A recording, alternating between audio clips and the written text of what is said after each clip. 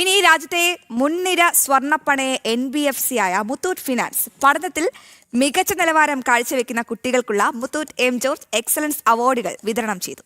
രാജ്യത്തുടനീളം 8-9 ക്ലാസുകളിൽ പഠിക്കുന്നതും പഠനത്തിൽ മികവ് പുലർത്തുന്നതുമായ 1420 വിദ്യാർത്ഥികൾക്കാണ് ഇതിനോടകം മുത്തൂറ്റ് ഫിനാൻസ് സ്കോളർഷിപ്പുകൾ നൽകിയിട്ടുള്ളത്.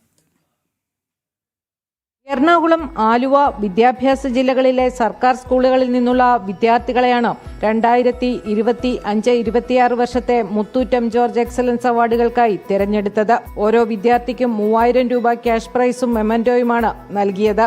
പാലാരിവട്ടത്തെ മുത്തൂറ്റ് ഫിനാൻസിന്റെ ഹെഡ് ഓഫീസിൽ നടന്ന ചടങ്ങ് കുസാറ്റ് മുൻ pro vice chancellor doctor K Paulose Jacob ഉദ്ഘാടനം ചെയ്തു. മുത്തൂറ്റ് ഫിനാൻസ് മാനേജിംഗ് ഡയറക്ടർ ജോർജ് അലക്സാണ്ടർ മുത്തൂറ്റ് അധ്യക്ഷത വഹിച്ചു. Muthoot Finance deputy managing director George M George അവാർഡുകൾ വിതരണം ചെയ്തു.